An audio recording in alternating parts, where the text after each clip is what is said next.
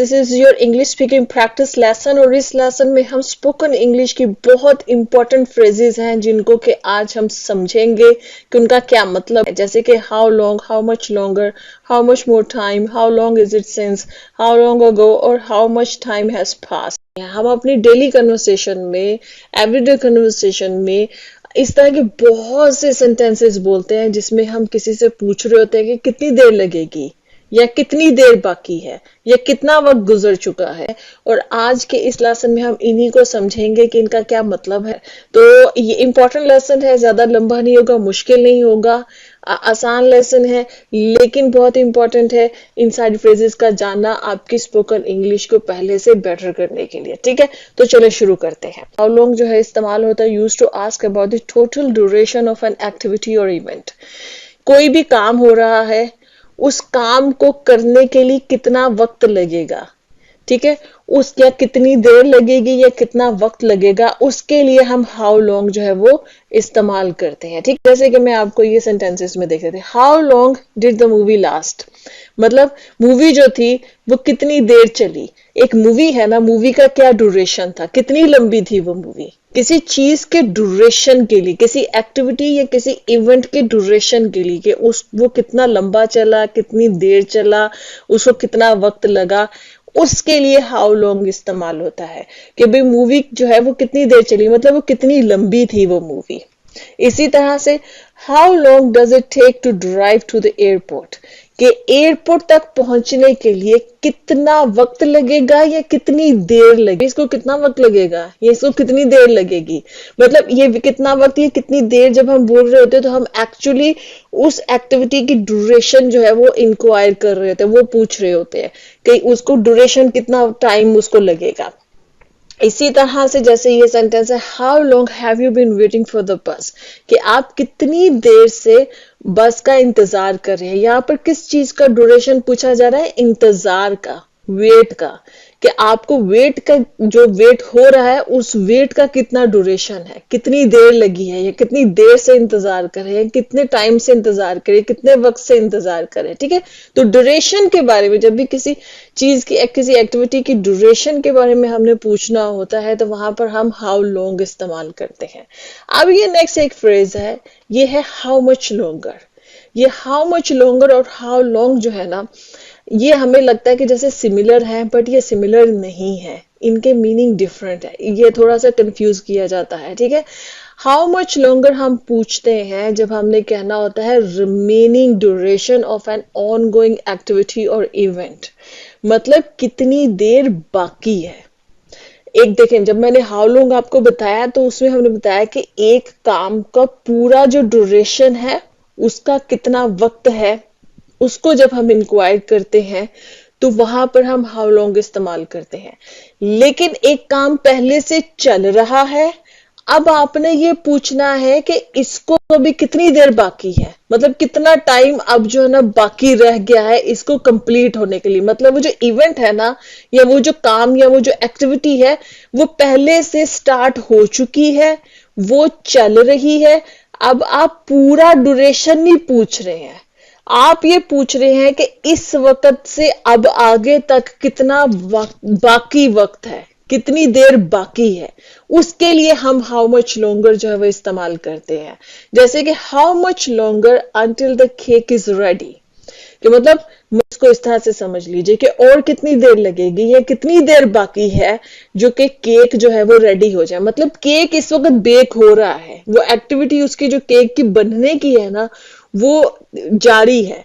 अब आप सिर्फ रिमेनिंग टाइम पूछ रहे हैं, बाकी का वक्त पूछ रहे हैं कि इसको कंप्लीट होने में कितने वक्त बाकी है। ठीक है, इसी तरह से जैसे ये है कि how much longer do we have to wait for the meeting to start, कि अब हमें कितनी देर और जो है वो, कितनी देर जो है हमें और, या कितनी देर बाकी है कि हमें जी जो है वो इंतजार करना है मीटिंग के स्टार्ट होने का। अब यहाँ पर जो हम रिमेनिंग ड्यूरेशन पूछ रहे हैं ना वो वेट की पूछ रहे हैं, मीटिंग की नहीं पूछ रहे क्योंकि मीटिंग तो अभी स्टार्ट ही नहीं हुई है। जो क्योंकि हाउ मच लॉन्गर उस चीज के लिए इस्तेमाल होता है कि जो काम पहले से जारी है। तो यहाँ पर पहले से कौन सा काम जारी है? वेट का काम जारी है, इंतजार वाला काम जारी है।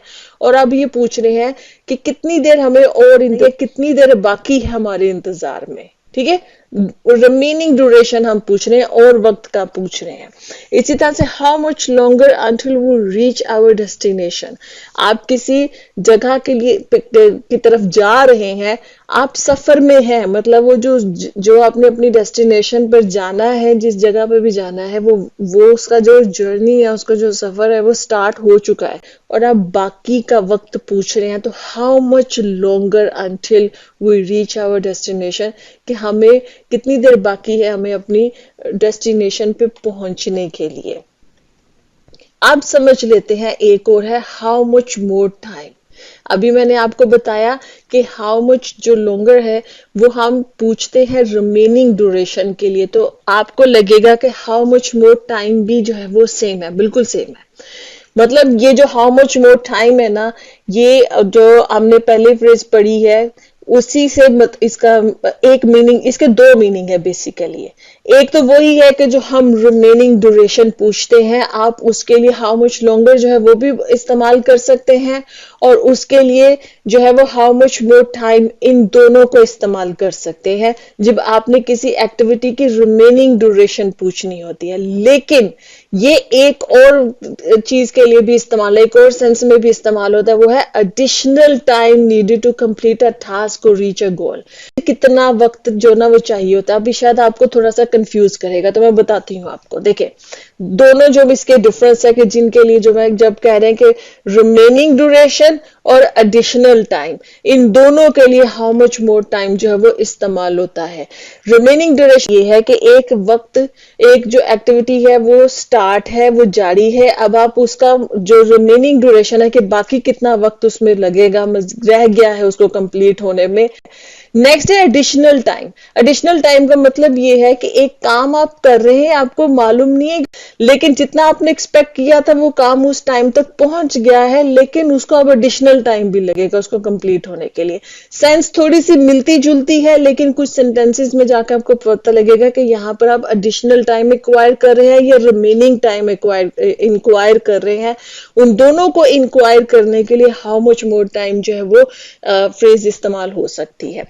जैसे कभी ये है, जैसे कि how much more time do we have to wait for the meeting to start. ये हमने पिछली फ्रेज के साथ भी ये सेंटेंस बनाया है, उस फ्रेज के साथ भी ये करेक्ट है क्योंकि हम रिमेनिंग टाइम, वेट का रिमेनिंग टाइम पूछ रहे हैं। ठीक है, तो इसके लिए हाउ मच मोर टाइम भी करेक्ट है और हाउ मच लॉन्गर भी करेक्ट है। दोनों फ्रेज जो ना फ्रेजेस के साथ इसको आप बना सकते हैं, करेक्ट है।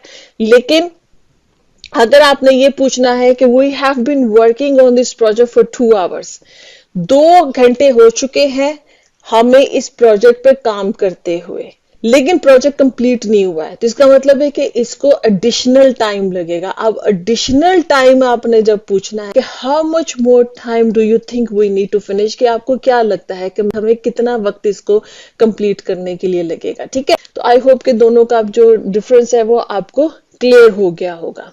अब है जी फोर्थ फ्रेज, वो है how long is it since. ये फ्रेज इस्तेमाल होती है to inquire about the amount of time that has passed since a specific event और point in time. How long is it since का जो ना हम इस्तेमाल करते हैं जब हमने किसी से ये पूछना हो कि कितनी देर हुई है। जब आपने एक जो एक्टिविटी या कोई इवेंट जो शुरू हुआ है ये पूछना हो कि उसको शुरू हुए कितनी देर हो गई है। अब आप रिमेनिंग टाइम नहीं पूछ रहे कि, या आप एडिशनल टाइम नहीं पूछ रहे कि कितना वक्त लगेगा, नहीं। अब आप ये पूछ रहे हैं कि जो काम शुरू हुआ है वो, उसको शुरू हुए कितना वक्त हो चुका हुआ है। ठीक है, तो कितनी देर हुई है या कितना वक्त हुआ है, उसको जब पूछना होता है तो तब हम ये फ्रेज इस्तेमाल करते हैं how long is it since. ठीक, अब इसको देख लेते हैं इसके सेंटेंसेस। जैसे कि how long is it since we last saw each other, मतलब हमें लास्ट टाइम, आखिरी वक्त एक दूसरे से मिले हुए कितना वक्त हो चुका है। तो वो एक काम हुआ था कि आपकी एक मुलाकात हुई थी पास्ट में। ठीक है, अब उस मुलाकात से लेकर अब तक कितना वक्त हो चुका है, कि कितनी देर हुई है कि हम जो ना आखिरी बार एक दूसरे से मिले थे। इसी तरह से how long is it since you move to this city, कि इस शहर में तुम्हें मूव हुए मतलब इस शहर में तुम्हें आए हुए कितना वक्त हुआ है। मतलब वो पास्ट में जाहिर बात है कि कोई एक टाइम था, हो सकता है हफ्ता पहले, महीना पहले वो इस सिटी में आया, उसने घर लिया, यहाँ रहना शुरू हो गया। अब आप पूछ रहे हैं कि तुम्हें कितना वक्त हुआ ये इस शहर में आए हुए। तो एक्टिविटी पास्ट में हुई थी, पास्ट से लेकर अब तक का जो वक्त आपने पूछना है, तो वहां पर how long is it since होगा। जैसे इसी तरह से how long is it since we had a family gathering, मतलब लास्ट टाइम जो फैमिली गैदरिंग हुई थी वो उस टाइम से लेकर अब तक जो भी प्रेजेंट टाइम है कितना वक्त हो चुका है। ठीक है, तो कितने देर हुई है या कितना वक्त हुआ है कि हमने जो है वो फैमिली गैदरिंग की है।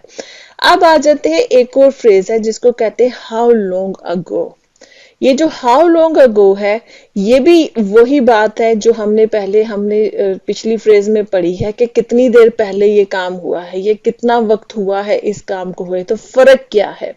फर्क ये कि हाउ लॉन्ग अगो जो है ना, ये अमेरिकन जो है वो इंग्लिश में बोला जाता है, और how long is it since जो है, जो हमने पहले फ्रेज पढ़ी है, वो ब्रिटिश जो इंग्लिश है उसमें ज्यादातर इस्तेमाल होता है, और दोनों का मतलब सेम है। आप हाउ लॉन्ग अगो भी इस्तेमाल कर सकते हैं और how long is it since भी इस्तेमाल कर सकते हैं। How long is it since जो है वो ब्रिटिश इंग्लिश में ज्यादा इस्तेमाल होती है, और हाउ लॉन्ग अगो जो है वो अमेरिकन इंग्लिश में ज्यादा इस्तेमाल कर होती है।